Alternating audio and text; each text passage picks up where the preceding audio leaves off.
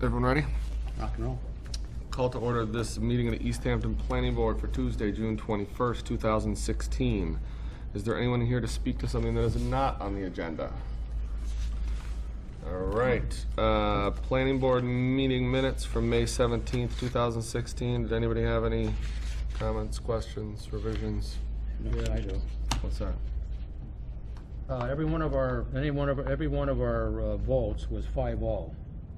And the fact of the matter is we have 6 people now voting, so we have 6 people, so it should be 6-0. So either that or one's gonna drop out and not vote. It depends, because Jim, as an associate, doesn't actually have an official vote. His role as associate is to sub in during special permits. Okay. If there isn't a quorum of the other members, and he needs to, in a minimum, we need a four members present for all special permits, because you have to have a supermajority vote. So on administrative items, I think the planning rules and regulations give the associate the ability to vote on administrative matters, but if it's something that's a site plan approval and there's 3 members of the board here, Jim is participating and is here, and it's awesome that he comes to every single meeting and he knows what's going on, but his vote doesn't actually technically count under site plan approval, unless the board wanted to review its rules and regulations and change that in the future. Well, it just seemed kind of funny. We only got 6 people voting, but we got a 5-0 vote. That's all. That's the only thing that was Brandon bring up. That's all. Okay, but for the reflection of the minutes, he's not an official member of the planning board. He's an associate. So Even for things like the minutes and the motion to adjourn? no, that stuff is administrative, and he could be voting if he Okay. was present. Was everybody present at the last meeting? Yeah, looks like it. The Okay. first time we had 6. Okay, so we can fix that for the administrative items, but if it's, and even for special permits, if there's a quorum of the board here, technically his vote doesn't count, and if you see at the decisions that I send out, I list him as being present, but I don't count a vote for him, whether it's yay or nay. That's a dashed line on the decision. So it reflects in terms of the meeting that he was here, and he listened, and he asked questions, and he participated, but his vote doesn't technically count at the end, which seems silly, but that's the way the state law is. Right. I feel guilty. You're a person. Just so you know. Right. I feel that you're a person. All right. Anything else? Okay. I motion to approve the minutes from the date. May 17th. May 17th. I'll second that. All right, all in favor? Aye. Opposed? Abstentions? None. All right. Moving on, we have an A&R for 40 Ballard Street.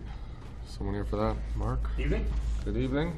Name's Mark Reed from Heritage Surveys, representing Ann and David Zawacki, who own property on Ballard Street at the intersection of Lyman Road.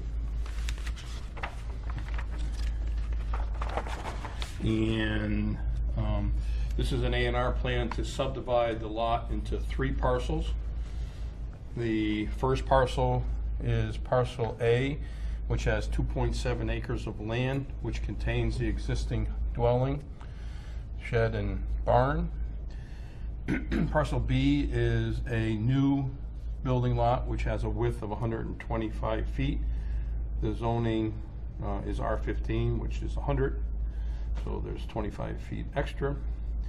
So that's got 42,018 square feet. And then parcel C is the remaining portion of the land, which is 3.78 acres of land. And that's got 648 feet of frontage. It's the frontage. Can I ask, and it will in no way affect a potential Sure. endorsement, but is it your intention to subdivide that in the future? Probably not. A good portion of this is a wet meadow. This is a large farm field that has been farmed and hayed over the years. And Ballard Street, the intersection is up high, and Ballard Street comes down to a low point.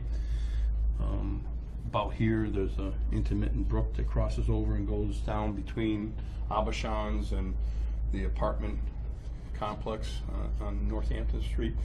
So this is a wet meadow, so that maybe somebody would want to farm it and to be subdivided that way, because under farming you can still farm wet meadows, but for housing, no. Planning department have any comments? No? All right. A motion to endorse the approval not required for 40 Ballard Street. I'll second it.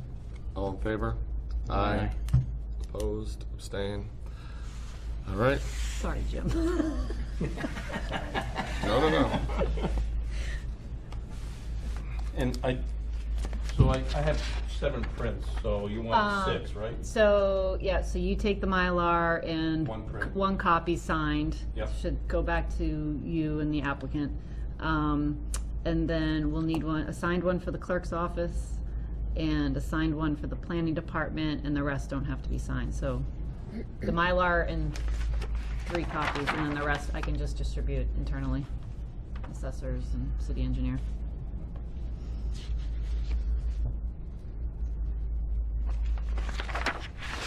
All right, there's the Mylar and a copy for you.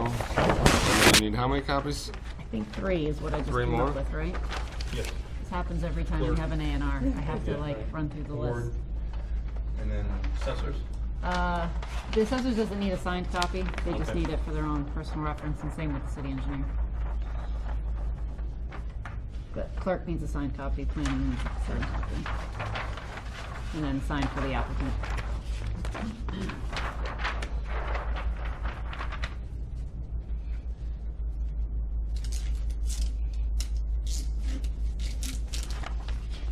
All right. Do you want the unsigned ones back, or? Jessica's gonna keep those. I'll keep everything. He All just right. takes that. Mark, do you have any sense of, in terms of filing this, are they waiting for the sales to go through? Yes. And then it will get filed this year, right? Correct. Okay. Yes, it will. All right, Yeah. They have an agreement on the existing house. Whenever that closes, they'll okay. record the plan. All right, very good, thank you. Thank you. Thank you, good luck. Great night. All right, moving on to new business, site plan approval amendment for 123 Union Street. Good evening. Want to give us a brief description of what's going on here?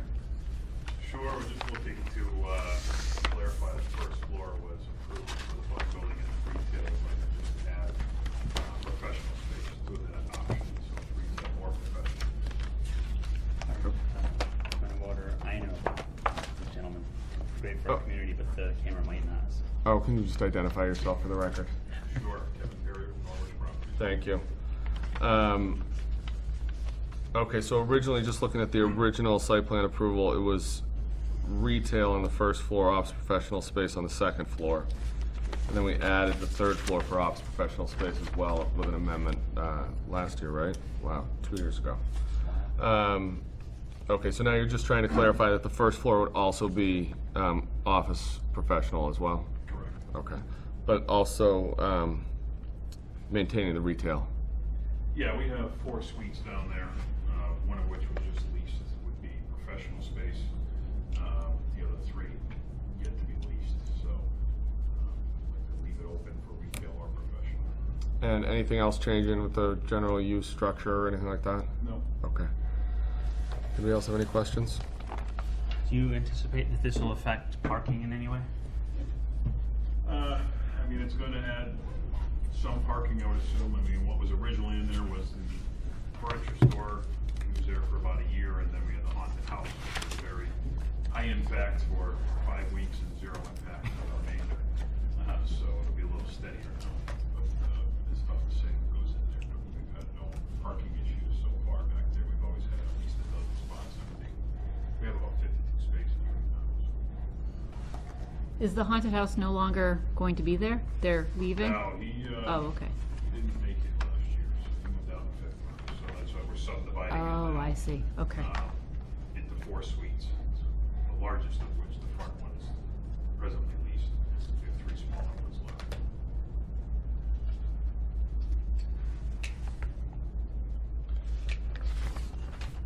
We'll look through it, see if there's Most anything of else. what I saw in there, I really don't have too many questions. That most of them were answered. We might want to kind of go through some just to show that we're doing due diligence, but really it Yep. seems in line with the purpose. I mean, I don't think the switch from retail to retail professional is going to impact any of those considerations, but we can go through it. Well, it's downtown business, so there's no in, actually, Mill Industrial Zone, so there's no off-street parking requirements in that zone. Right. Requirements, okay. And we don't really know who's moving in, so it's not like we can talk to specific trash requirements or any, you know. Right.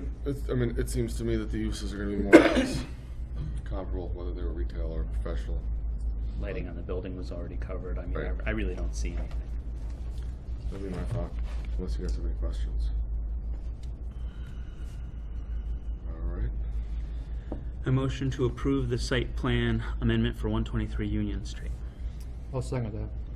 All in favor? Aye. Opposed, abstentions? All right. Thank you. Thank you. I'll draft a decision shortly and send it to you. Okay, perfect. Thank you. Yeah, have a good night. Sad to hear about the All right, old business, sign ordinance. It's already generating groans. I just don't know if I've got like the capacity for it tonight, but we'll do it anyway. What did I do with, I had extra copies.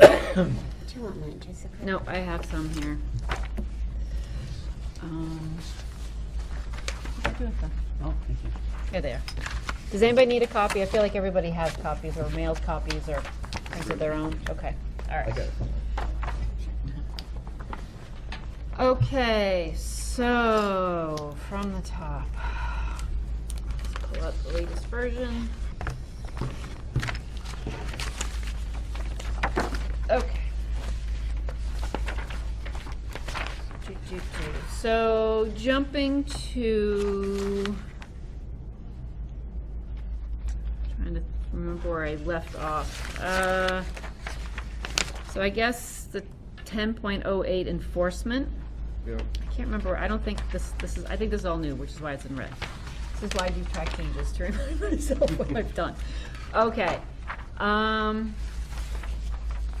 So we had talked about that last time, and the board decided that to put in anyone aggrieved by a decision of the building commissioner in regards to the sign permit may appeal to the zoning board of appeals within 30 days of the issuance or denial of the sign permit. So, I moved that. So that was somewhere else, and I moved it up there. That's what I did. Maybe I should pull out the old version so I can compare. Did we confirm that that was the appeal period for like other building commissioner decisions, or No, is it different? I think I'll confirm. I feel like it's consistent, but I'm just curious. I mean, Yep. 30 days seems like a reasonable window, but if everything else is 21 or yep, 45, I mean, Consistency. okay. I will confirm that. and it may be different for different decisions. I don't remember. Right. Okay. So under enforcement, we have maintenance and removal. So it's currently reads, every sign shall be maintained in good structural conditions at all time.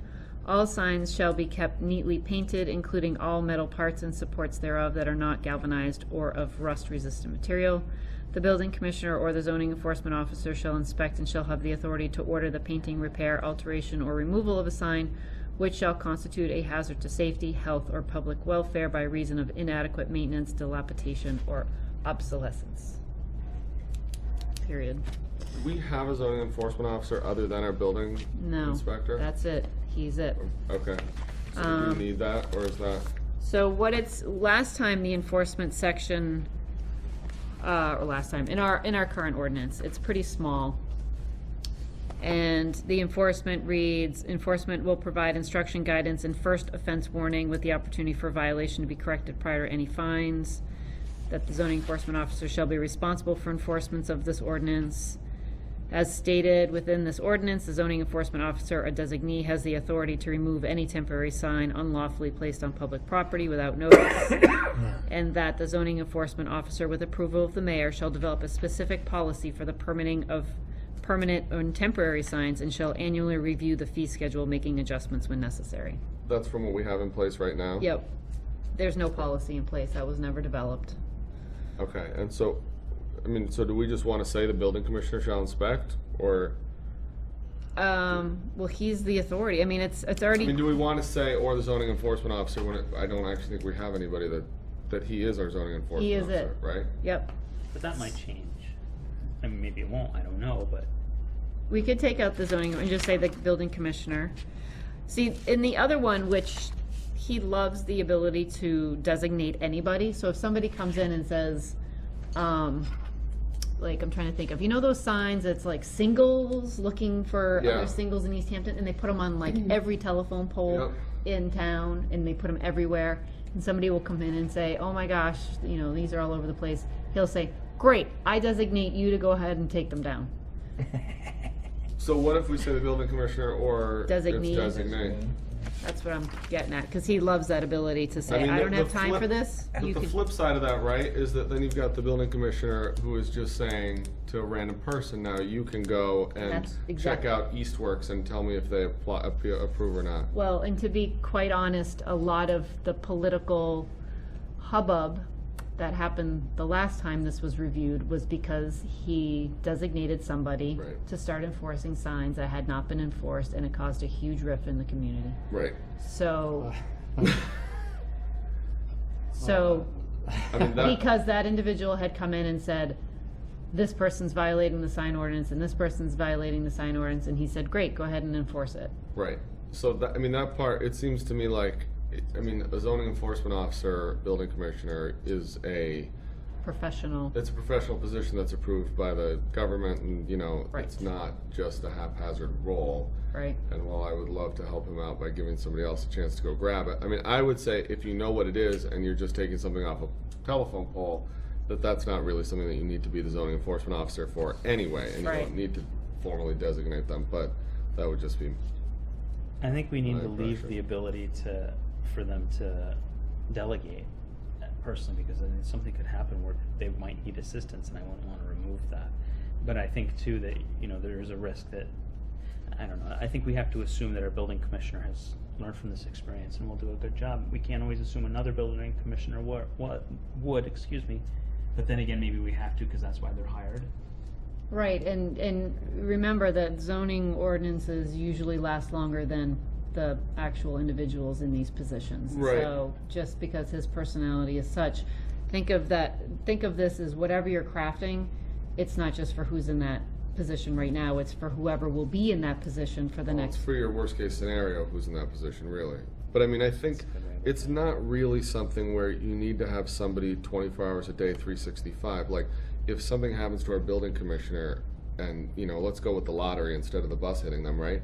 And we don't have a building commissioner on Monday morning, we will have one or someone acting as a building commissioner Absolutely. relatively quickly. And if we have an interim period of a week with no one out on the streets enforcing it, it's not one of the things that we need somebody, you know, at the switch every day if that happens. So I'm more inclined to avoid, especially because of the way people got burned before. I'm a little wary of the sort of carte blanche to designate any random person as a zoning enforcement officer, but I still feel that we need to leave delegation in there, and I feel like your analogy of those flyers being posted all over the street signs, someone could come through and put 1,000 of them, you know, and have a staff for some show, and they could be littered all over our town, and it might be a bigger job than our building commissioner can handle without saying, you know, I need a couple people to come help me remove these. But But that's not a that's zo- when he goes to the mayor and says, I need help, or I need, you know, he shouldn't be making those determinations on his own. He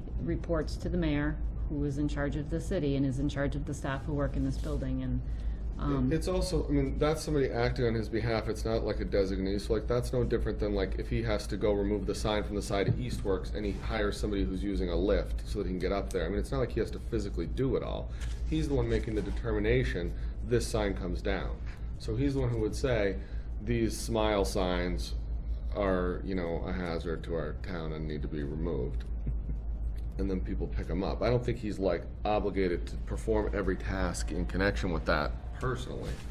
I think telling somebody to pick them up off the street or tear them off your telephone pole if you see them is just sort of somebody. Well, it does say here, have the authority to order the alteration removal. It doesn't say who's Right. actually doing it. It He's says to making the order it. determination. Okay, so in that context, I think you're right, and I rescind my statement, because I thought that they were the only one that had the authority to do it, but in this case, it's the authority to order it. Right. But what we're saying here is they're the one that has the authority to order, because you said they had to go to the mayor a moment ago, Jessica, and I just wanna bring that up again, but he doesn't. He does have, no. If he but- wants to get help. If he wants to get help, he just can't hire people up, you know what I mean? Got That's it. what I'm Okay, I understand. getting at. If there's a staffing, So are you suggesting that it says the building commissioner shall inspect, and you strike or the zoning enforcement It officer? sounds to me like that's just redundant and a little confusing, like, because we don't actually have one, but I don't know. I mean, I suppose if we ever add that position, we're gonna have to go back and alter a lot of our bylaws anyway. But, so strike it? Strike it. Okay. so might as well. And the only other thing I could think of was something like or duly appointed staff under the zoning commissioner, but it's ridiculous, just strike. I think if we have somebody else, like even if he wins the lottery, someone will be appointed as the acting building commissioner, and they'll have the rights and responsibilities of a building commissioner. Strike it. Okay, moving on to abandoned signs. No, that's what we're here for. I had fun with this. If a non-conforming Very good. sign associated with a permitted use or structure has been abandoned for no less than 2 years, and that the structure has not been occupied for 2 years, then the non-conforming sign shall be removed and its non-conformity shall not continue. Seems confusing now that I'm reading it now. That's a lot of Well, first of all, we can get rid of "and its nonconformity shall not continue," right? We don't care what happens with the nonconformity, the sign's coming down, Shall be Right. removed. right? So you can end it there. Well, wait, but what First you're- one, But what you're saying there is that not only shall the sign be removed, but it can't be replaced with something that is equally Is also non-conforming. non-conforming. So that's what your Yes. intention is, right? Yes. Let's see what we say about abandoned signs in our current ordinance. And If shall be any. removed, and any replacement sign shall conform to the sign ordinance.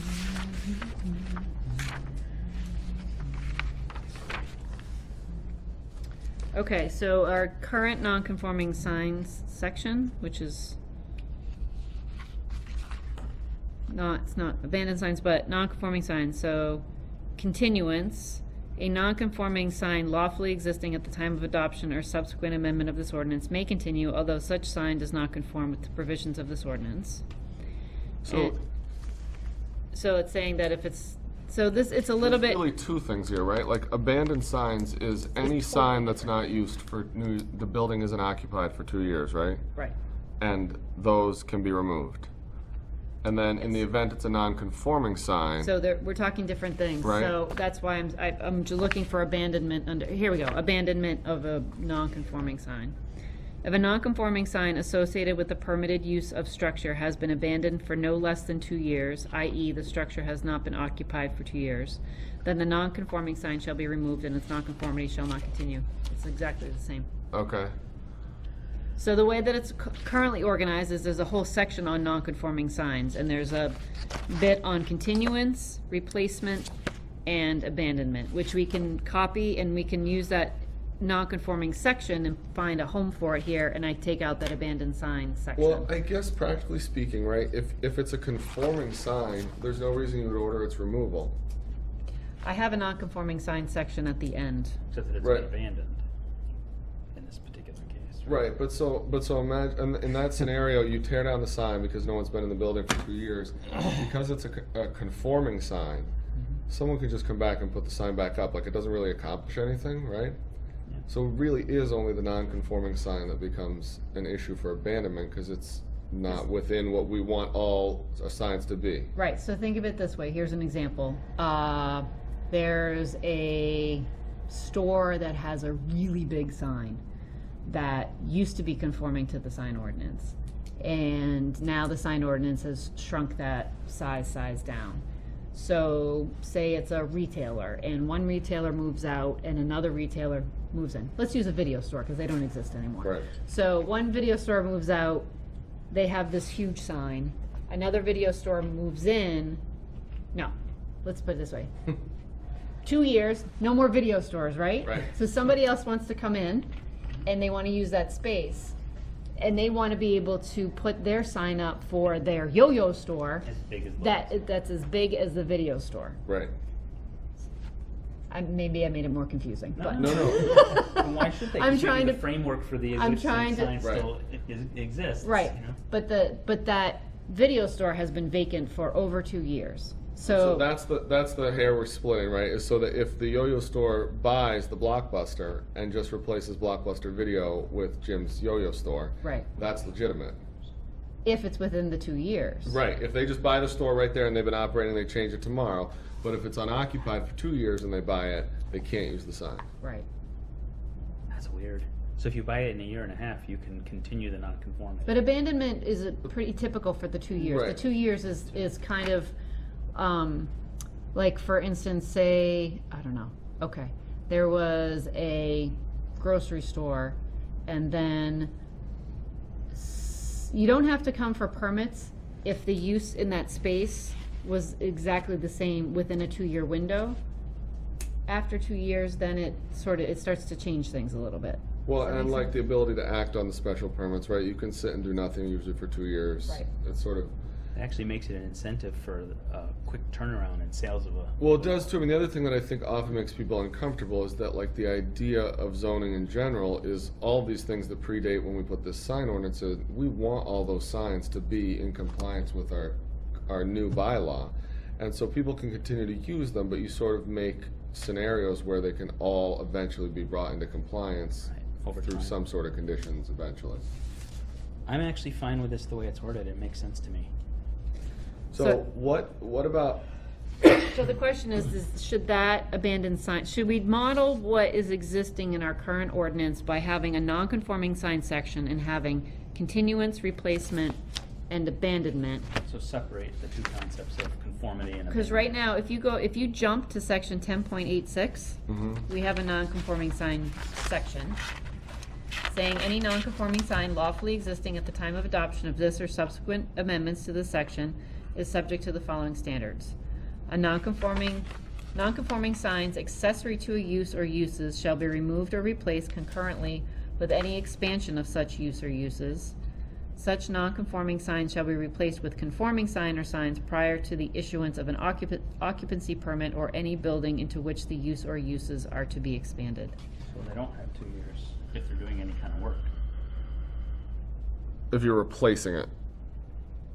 Well, it's a building permit, right? Or an occupancy permit. An occupancy permit.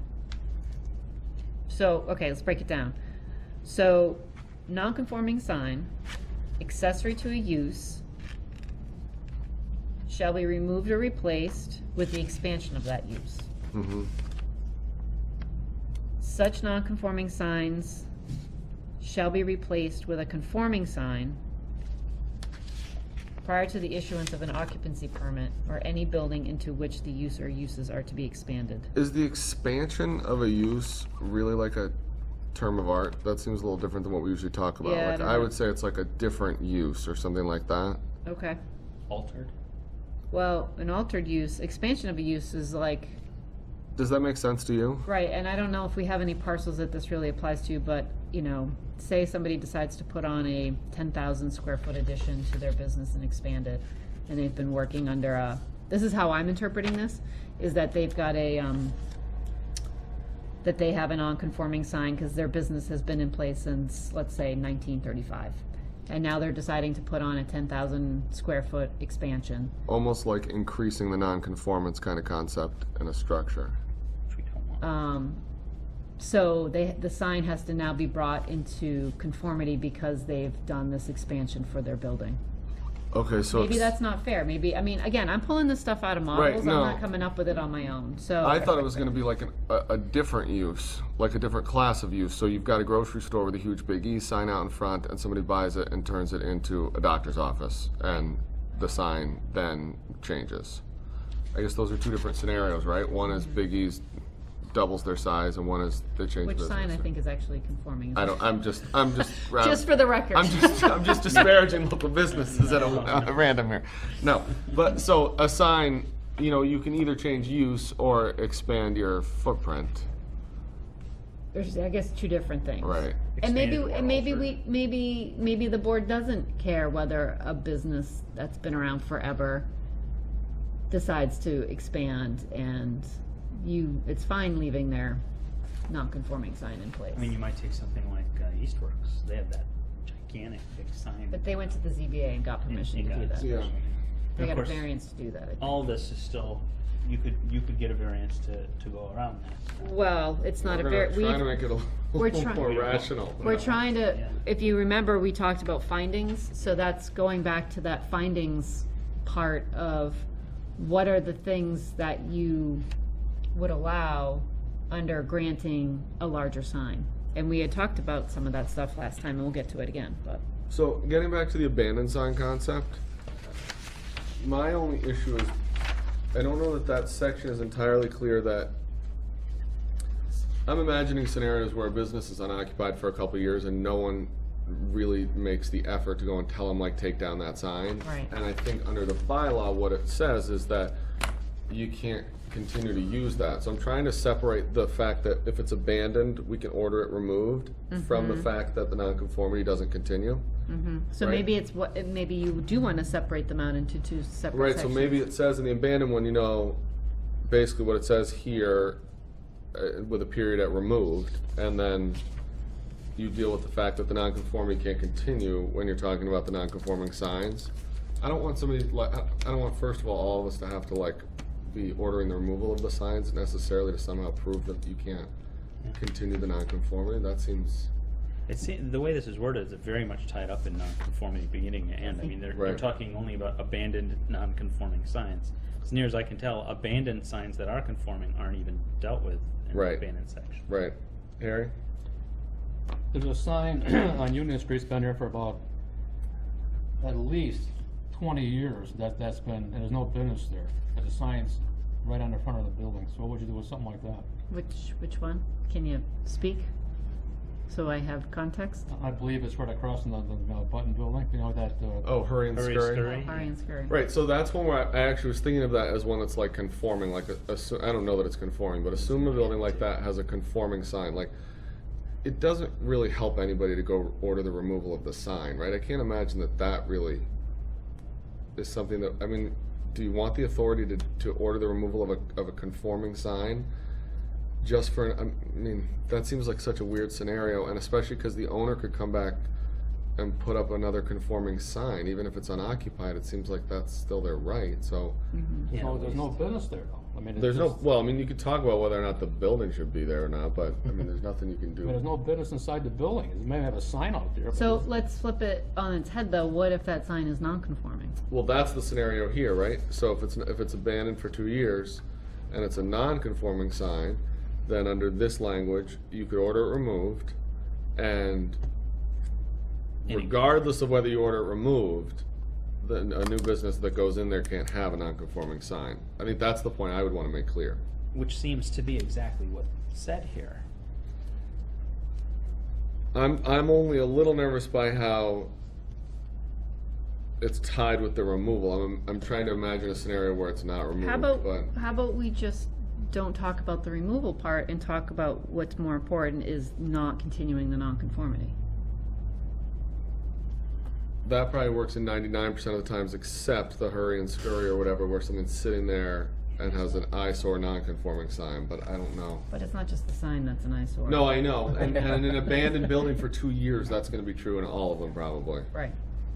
Well, it says, the language here says, in that structure has not been occupied for 2 years, then the non-conforming sign shall be removed. Right. Maybe instead of shall, given because the question is who, you know, we don't. The building commissioner may order its removal, Yeah. and its non-conformity That.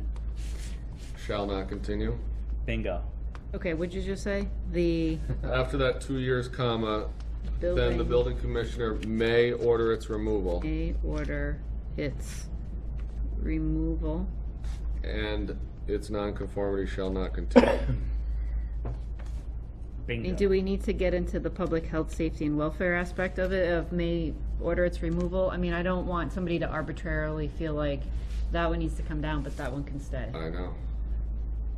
I don't have a problem with adding in, you know, may order its removal for the purposes of public safety, or, I mean, what are the causes that might? Well, there's the maintenance and removal, which is above it, which says that, you know, that if it's a hazard to health, to I mean- safety, health, or public welfare. Honestly, you could do it under that section already, right? Right, You well, don't that's need what the I'm wondering. abandonment. And if it doesn't fall under that section, if it's a well-maintained, imagine somebody's coming back and painting it and keeping it clean on a Right. business that no one's in, do we really give the authority to the building commissioner to tear down that sign just because no Right. one's been in there? Seems a bit goofy. It does. I mean, the problem with all this is you can't really imagine the scenario for it, but you know someday you're going to be looking around going, why didn't we give authority to tear down that sign? But so, yeah, I mean, I guess maybe the removal part isn't. Maybe you're right, Jessica, that the removal part is irrelevant. It really is that the nonconformity shall not continue. Although we're asking for its removal now, it's not being enforced, but currently it says if a non-conforming sign, It says the same exact thing, right?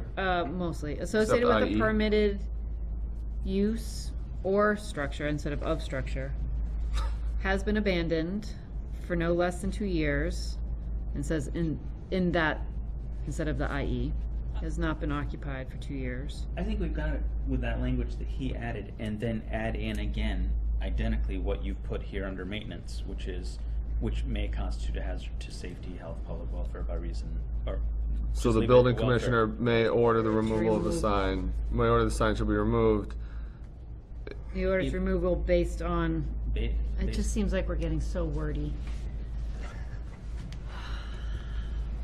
But even if it's not abandoned, Jim, if it meets those requirements, you can just order it removed under the maintenance and Anyway. removal, right? I mean, True. so, I mean, are you saying just scratch this whole section because it's redundant? I'm saying scratch the part about removing it. So you would just say if it has not been occupied for 2 years, its nonconformity shall not continue. I'm good.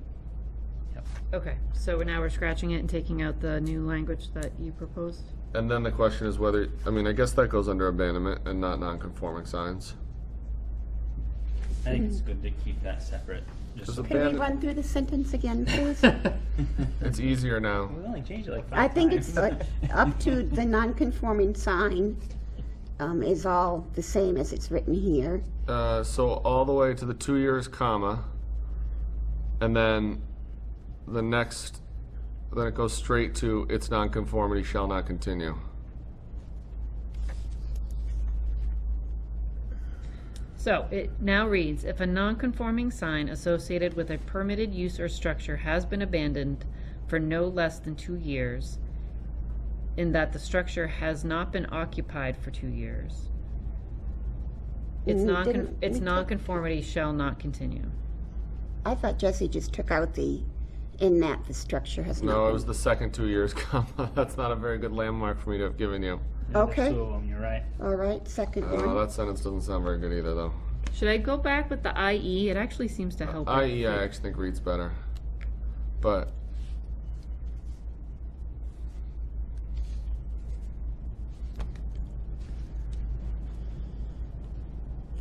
I guess that's course right. it's It's just saying- declaring it that it no longer has the protection of being a non-conforming sign. And then, frankly, if you're doing that, I think you should take the whole thing and stick it as a C under 1008.6. I agree. I think that makes sense. Okay. Boy, move to 10.086C.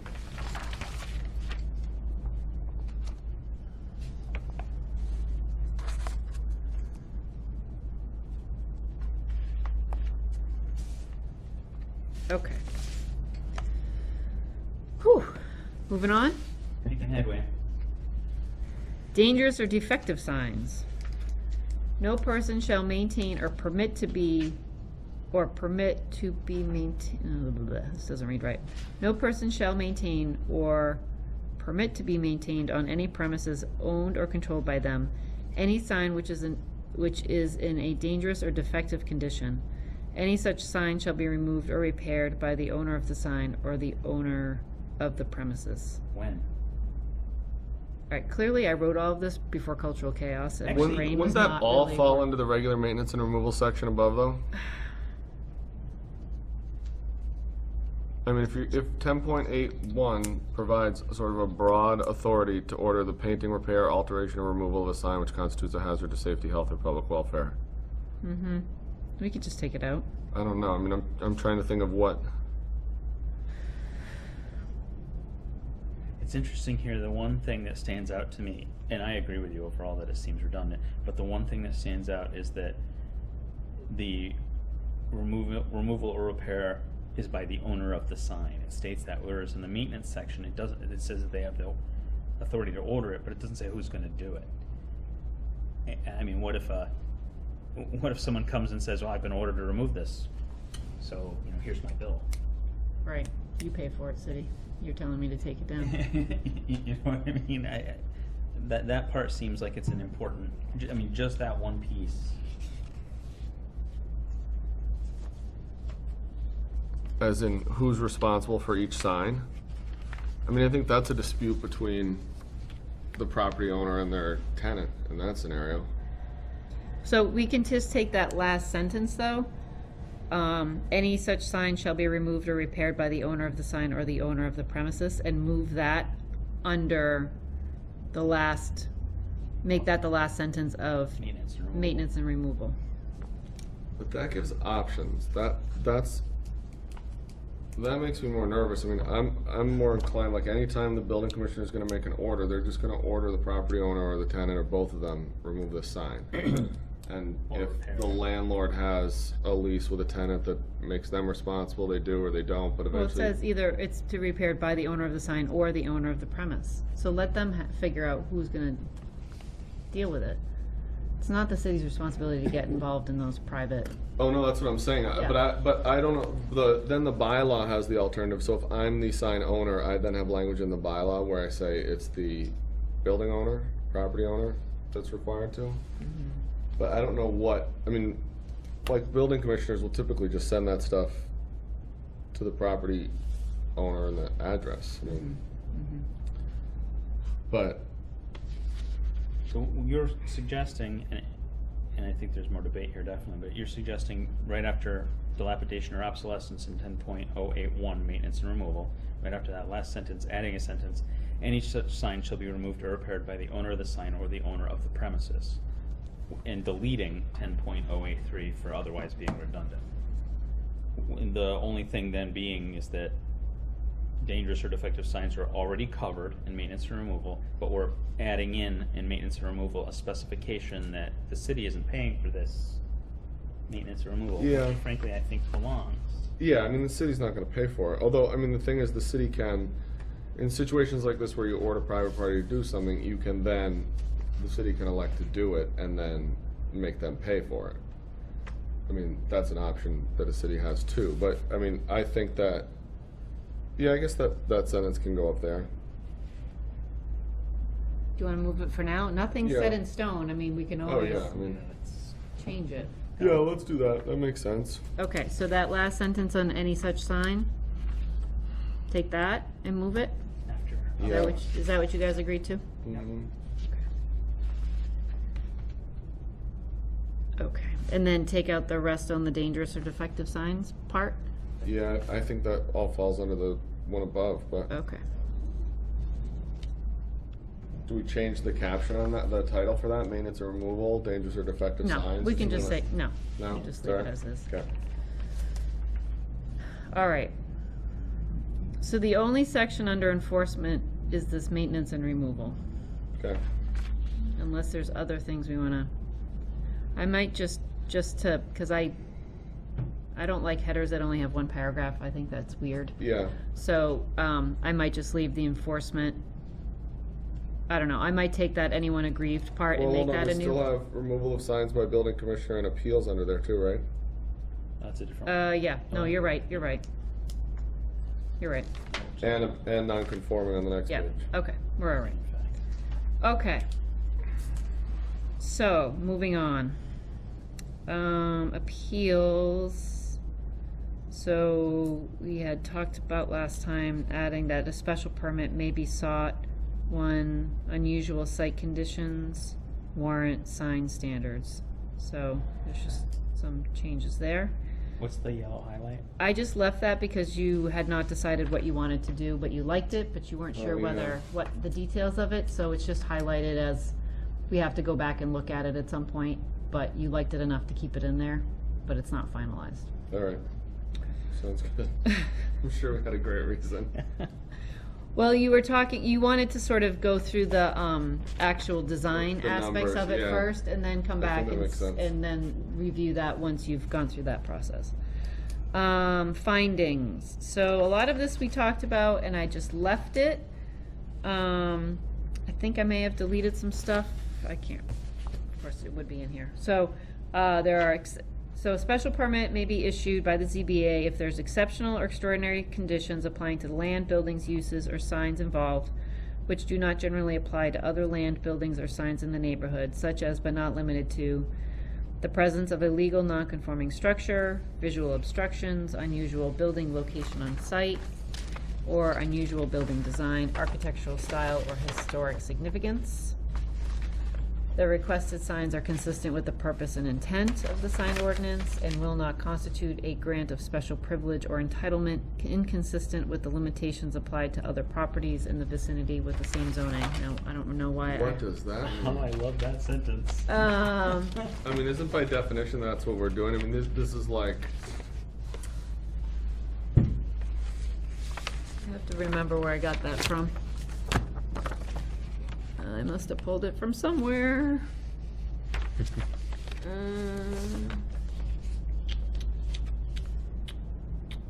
Basically, I think that's saying you can't ask for something outside of what's in this document. Which is it redundant? It's not redundant, maybe. I don't know. Findings. Oh, it's findings here. So we're talking about things that.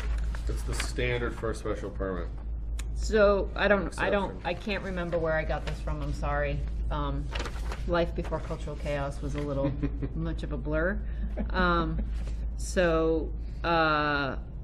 I pulled it from somewhere, obviously. I put it in there for you to talk about for some, I think that's why it's highlighted in yellow, because the rest of this we reviewed at the last meeting. Yep. But you hadn't agreed to it yet, so I just left it as red, so that must be new language that I threw in there, I'm pretty sure.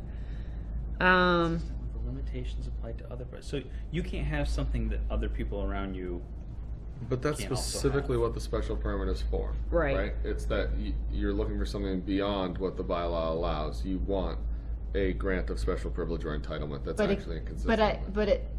But I think the other reading could be, but it can't be so grossly out of whack with what's in the neighborhood that, that if everybody in the neighborhood decided that they wanted this, that it would, I don't know. I think that's sort of what it's getting at, that there's almost like a scale issue, or there's a. Or like something to take into account that there are other non-conforming signs in the neighborhood. I don't know. Maybe. I can Alright, get rid guess of we it can too. set that aside. Just leave it. I'm curious where it comes from and what it might. remember. I know, but that doesn't matter. I'll look it up.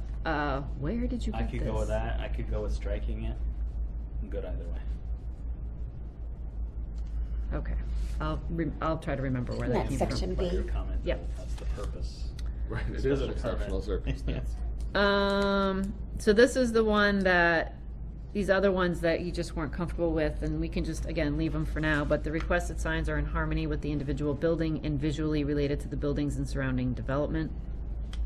Requested signs are not judged to present a safety hazard to vehicular or pedestrian traffic. That is one of the most important, I think. Right. C is the only one that's kind of fuzzy. I mean, we could do is, for B, we could take out the stuff that's highlighted and just say it's gotta be consistent with the purpose and intent of the sign ordinance, because if you go back to the purpose and intent, it's pretty clear. Right. It's gotta be, it's gotta protect public health, safety, welfare, it's gotta protect the rights of individual businesses to convey their messages, it's to improve pedestrian and traffic safety, business viability, economic opportunity, encourage compatibility and harmony with surrounding buildings, land uses, ensure fair. That covers even that fuzzy C too. Right, So Agreed. I think we cut C. So basically you say you gotta have what is almost like a variance requirement under A, right? It's like a yep. pretty high standard. It has to also be consistent with the purpose and intent, and it has to not present a safety hazard to vehicular pedestrian traffic. Yep, which again is duplicative, Also but part of it, but I think is actually I think kind it's of important important. to highlight that one, because that's the most, I mean, it's really the only reason for us denying any of this stuff, so. Right. To make sure I understand, we're saying cut the yellow highlighted at the end of section B. Yep. And cut section C. Yep. Because C is in the purpose and purpose and intent, intent. Right. more or less. 10.1. Okay, Protect public health, safety, general welfare. But it is an Right. important one. It's worth it to restate that one, I think. Encourage compatibility and harmony. It is there. You're exactly right. It's a restatement. All right, good. Okay, non-conforming signs. Any non-conforming sign lawfully existing at the time of adoption of this or subsequent amendments to the section is subject to the following standards. Non-conforming signs accessory to a use. Can we take out the uses? I think Yes. by saying it twice, it's really confusing. It doesn't change anything. Accessory to a use shall be removed or replaced concurrently with any expansion of such use. You're getting So what you that's were the, using. that's the expansion part of it. Such non-conforming signs shall be replaced with conforming sign or conforming sign prior to the issuance of an occupancy permit or any building into which the use is. Is it issuance of an occupancy permit for any building?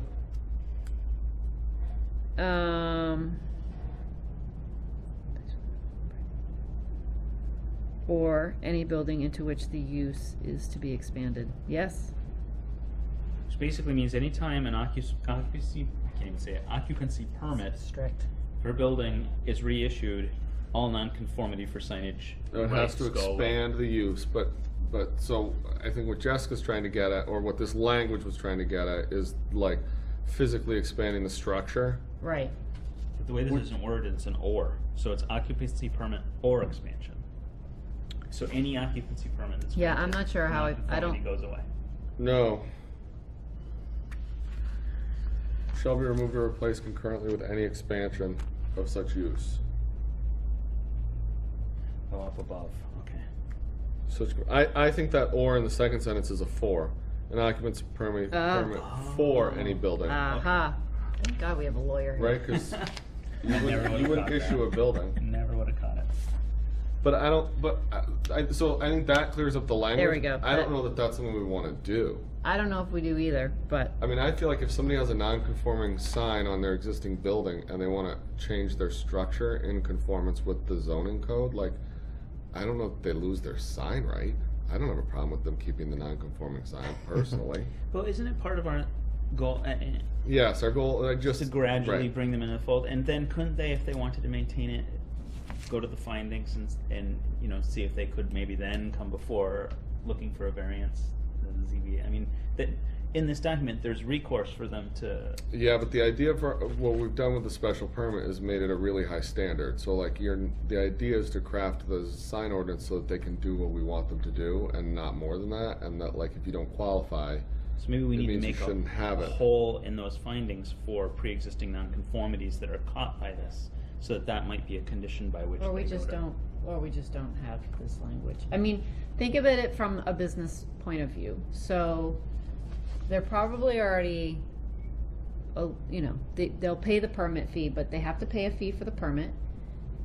Say they have to pay the legal cost for the special permit, legal notifications. So we're already talking about $300 at this point.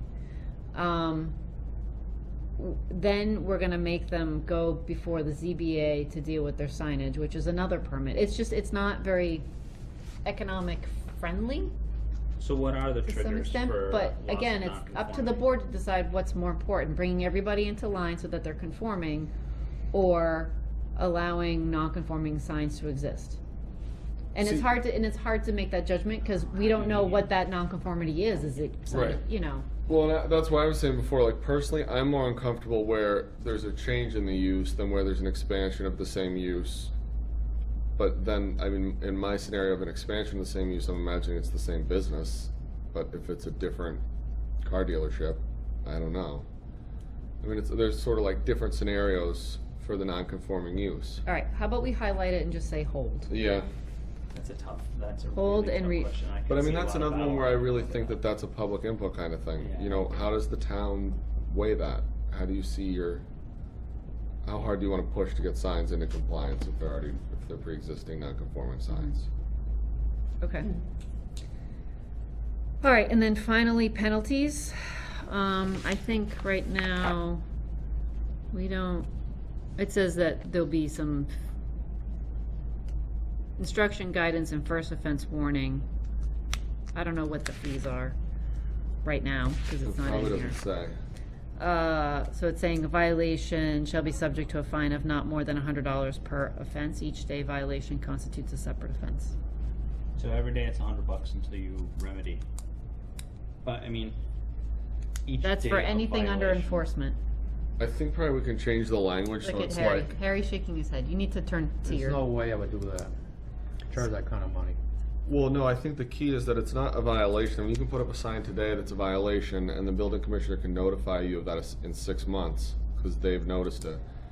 And under this, it's been a violation for 6 months. for 6 months. I think the point is that it's after you've After received the notice. notice. Right, because you would want, but I mean, you do, I think, have language, and I think we should have language that says, you know, the building commissioner shall give, I don't know if we put a time in or say a reasonable time to cure, or something like that, right? Yes. Like, especially for a first offense, because you imagine a scenario where someone says your sign's a violation, you've got 2 Well, weeks to bring it in conformance. And you've got that same, we have the language already, I can just pull it. All enforcement will provide instruction, guidance, and first offense warnings with the opportunity for a violation to be corrected prior to any fines being imposed. So I can just take that, this is existing. Yes. Put it into here, and then just in, but I feel like there's, I don't know what the fines are now, and I don't know. Well, we also run into the thing, like with a lot of the stuff, we don't like putting numbers in because you have to change it, right? But you Right. do want to make it clear. I like what you're saying to add that pre-existing language in. I think that language is better, but I understand too that it's good to kind of be specific, and it does deserve to have some teeth, in my opinion. I don't know that that number 100 is right, but I would add the language in and not strike this bit you have here and leave that for public debate. Again, anything you want maybe the public input on, I'll just highlight as yellow. Yeah, I think that makes sense. Okay. So add the existing language and then keep what we have here, a violation, and then just highlight the $100 part of it. Sure. That makes Harry, sense. speak up if you don't like it. Yeah, that's good. Do you have a problem with somebody who, once they've been ordered and given time to take it down, they refuse to take it down? As long as somebody's got the proper notice and they're just ignoring you, well, that's a separate issue. Right. So that's fine. I agree. Okay, so I'll keep that highlighted. Holy cows, at the end. And I- then do we want to throw in our 2 cents about what constitutes proper notice for a timeline, like 2 weeks, a month? Well, that's where, I mean, that language that we pulled in is pretty vague. It's like reasonable time to remedy it or something like that. I like your word cure. To be corrected within 30 days or So that's a big 60 window. days? That's, yeah, that's kind of long. 2 weeks. That's what I'm thinking. I'm thinking 14, 21, something like that. 2 weeks. But I guess it depends, right? I mean, like, Well, think of a If- small business, you gotta, all right, so again, I'm just gonna take the business side here for a second, just to play devil's advocate, but, you know, they get a notice, we're only open 4 days a week, the building inspector gives them something on, you know, Tuesday, they now have until 2 Tuesdays to figure it out and to replace it. Is that really enough time for a small mom and pop guess business? getting back to the Make it building. 21.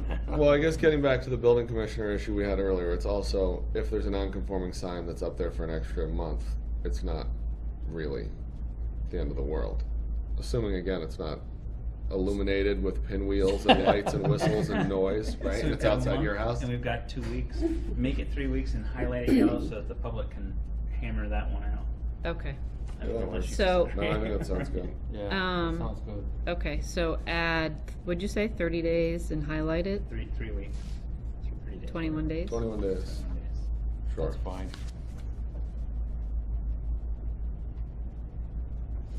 Okay. That's it for today. All right. Oh, why are we taking this on? The Supreme Court told us to. I know. All I right, think you're doing an excellent job. Okay, ethics. Commendable. so, yep, so ethics. Hold on, let me just get my paperwork organized here before I move on to the next thing. Okay. 3 times. All right, good I for read you. it, reread it to make sure I read it right.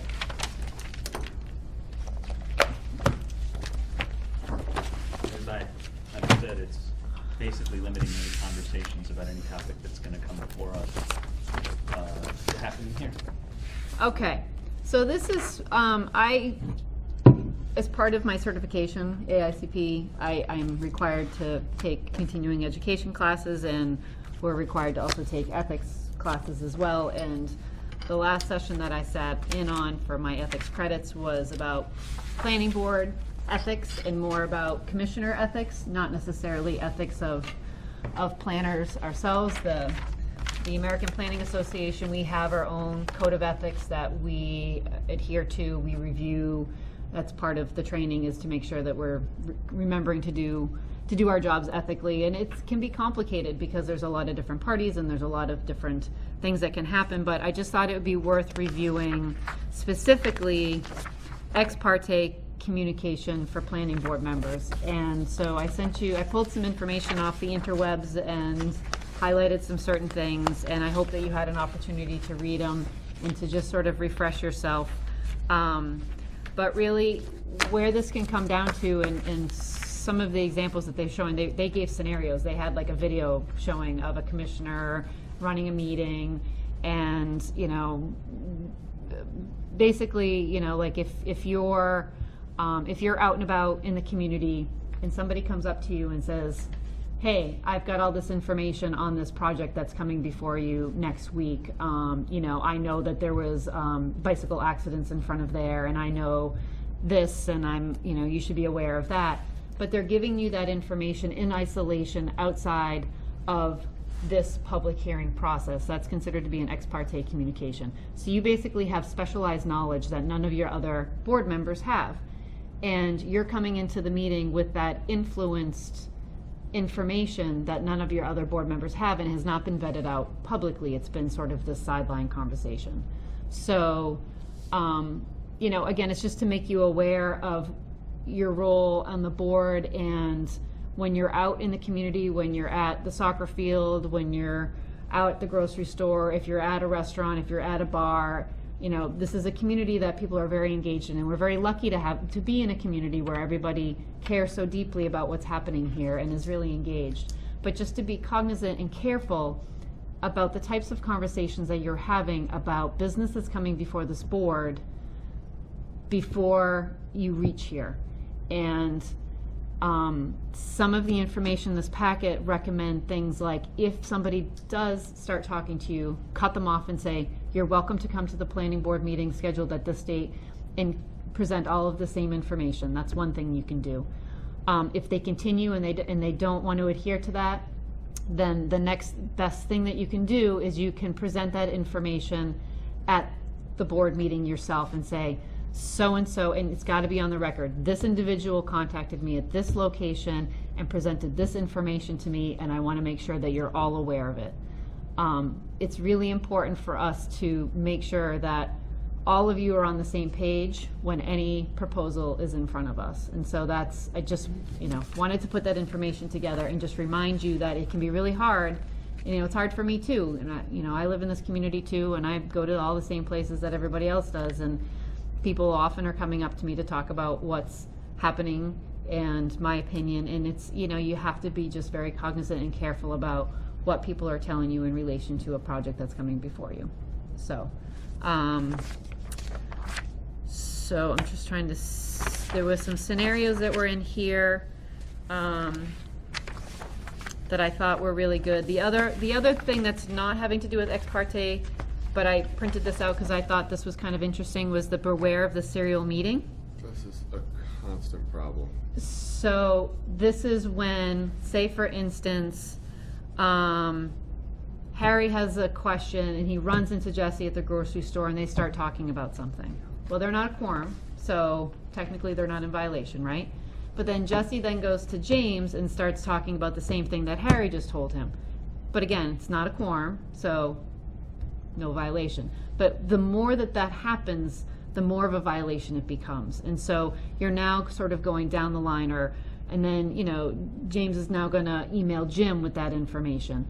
Even though you're not all in the same room and you're not breaking that quorum issue, you are violating open meeting law because you're having this serial conversation that's a linear conversation amongst yourselves.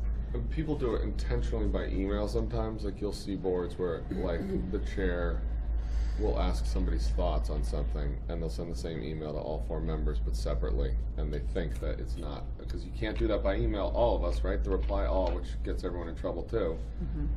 you can't do individual like conversations about substantive matters when you're sort of like design is to pull the whole group, and you're just avoiding that, you think, by sending separate emails or talking to people separately or whatever. It's underhanded. Yeah. Did anybody have any questions about any of this material? Did you all read it? Yes. You did. Were you enlightened? Yes, Harry. Right, Harry. All I can say about this whole thing is I got really involved in this kind of thing about 3 or 4 years ago. And it was no fun. I got myself into a mess just by being curious, I guess. And I should have known better. Well, if you weren't trained and you didn't have any review, then it's, no fault of your I own. was told by somebody that, somebody substantial, shall we say, told me I could go get information if I wanted to, as long as there wasn't any, like 3 people there or whatever. At the time, this particular building, or whatever you want to call it, business, wasn't actually applying for anything. But the rumor was that it's going to be coming down later on, but there was nothing really on the book. So I said to myself, well, we're not really taking up anything. So, I should have never did what I did. I mean, it'll never happen again, that's for sure. But I just got myself into a mess out of curiosity.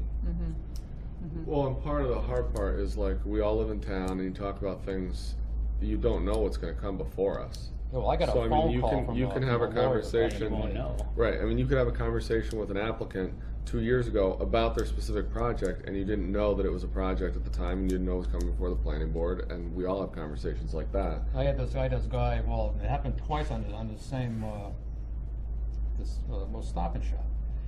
This guy called me up at the house, and it's the guy I buy oil from.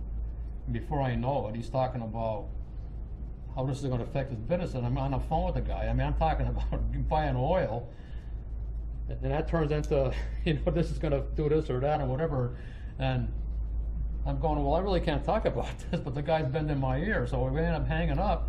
So then I go to court, okay? I go to court, I'm sitting there, and out of a clear blue sky, this lawyer says to me, well, you had direct talks about Stop and Shop with the oil guy. I'm going, well, sorta, but not really. You know what I mean? It was like, right. it was like. Ouch. And next thing you Right. know, Chris, I'm over my, I'm drawn. I'm need some air, Right. Right. So the key here would be that when that comes before us, you say. You hang up. Well, you hang up, right. But if assume a scenario where you can't hang up, they approach you, on the street, and they start saying things to you. As you come here and you disclose it, and that gives the public the opportunity to hear what that person's saying and respond to it if they can or not. I mean, And I've we all have had so information. many conversations where I play golf, and for a while there, especially with this one individual, it was like every day this guy just hammered me. Every single day. I got to the point where I actually had to tell a pro to get this guy off my back.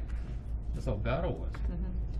Well, and also know that you have professional staff here, so if you're getting hammered out in the public and people are asking questions about specific proposals, they are welcome to come down to the planning department, review the application themselves, and I'm happy to answer any questions. As the professional staff, I am allowed to have pre-development meetings with applicants before it comes to you.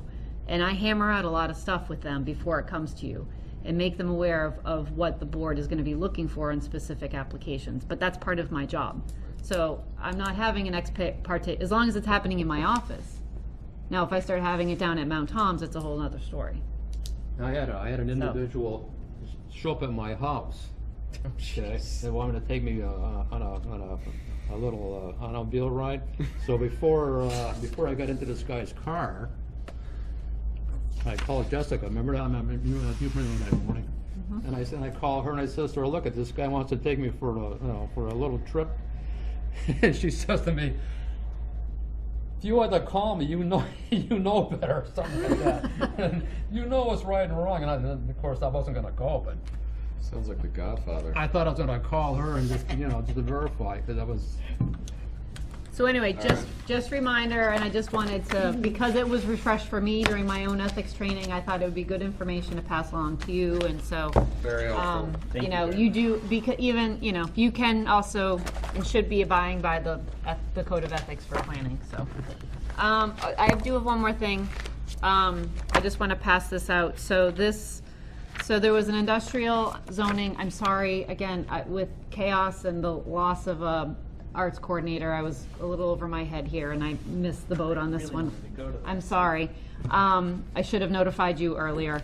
Didn't it come out much earlier? Like I saw notice of it. It came out earlier from the mayor's office. She did put out a press release. And then I put up something on social media. That's what I saw. Yeah, and Libby was upset that she hadn't been notified, so I don't know, something happened. But, and I think Harry wasn't too psyched either. He would have liked to go. But anyway, so just to so you understand where this is coming from. So the governor's office has this community compact program where they're asking communities and municipalities to sign on to this compact and request assistance on specific things. And so our mayor had put forth economic development assistance, and so they came back to us, and I've had some conversations with some folks there about doing a zoning review of our industrial permitting process and comparing us to other municipalities near us to see whether we're stricter, whether we're right in line, and whether that's inhibiting any businesses coming to East Hampton because our permitting process is tougher or appears to be tougher because of what has to happen on the books. Basically a special permit process versus either something by right or just a site plan approval. So we had this conversation with the state like 6 months ago, and then all of a sudden this contract showed up in the mayor's office and the money had to be spent out in like 6 weeks. So before the end of the fiscal year. So we've been moving this project really quickly because the money came and we had to move it forward. So I'm going to pass out to you. So PVPC is doing the review for us. They held this workshop. We were really trying to target actual industrial businesses to come to talk to us about their experience in the permitting process and what worked and what didn't work. So that was really our target audience for the forum, was to hear from them. And we had the Chem Metal was there because they had recently gone through it. Bernie Gall was in attendance, Dave Boyle was in attendance, some city councilors. So we had a handful of people there. And we had a good conversation. And really what it came down to, and based on sort of the data that's coming forward, is that we are much stricter than some of our neighboring communities in terms of permitting. So, and the developers in the room agreed that really we should be allowing a site plan approval process in our industrial zone, a by right process, and not going through a special permit process every time. And so now so I just wanted to pass this out. This is sort of their analysis matrix, and you can take a look at it. What's the next step? The next step is they're going to do a final report by the end of the month. And then from there, we're going to probably look to getting some small grants that is offered through the state, through PVPC, to do some planning technical assistance and potentially rewrite our table of uses specifically for this section. And I think where we're maybe heading is looking at a tiered system for permitting. So trying to figure out what those thresholds are that would trigger somebody to go into a higher special permit review process, whether it's square footage, which doesn't necessarily make sense to me. I think it's more like traffic impacts and trip generation and some of those more nuisance issues. But so, I don't know what the final zoning will end up being like, but this is at least the first step and first analysis. And the last page is quite interesting because it's the fee schedule. So if you look at East Hampton in comparison to our neighboring communities and what they charge for permits, we are so incredibly low. Wow. That I think that the board should start looking at this and thinking about, how the permit number or permit application fee should change. And really, what it's supposed to cover is my administrative time. Yep. Whether it's meeting for those preliminary meetings, whether it's meeting with applicants during the process, whether it's drafting the legal notice, sending that out, doing the abutter notification, all of that stuff takes time. This covers about 3 hours of my time, and that's it. And some of these projects, when they're higher thresholds, take considerably more time than that. The smaller ones don't, but the higher ones do. They take, a considerable amount of time.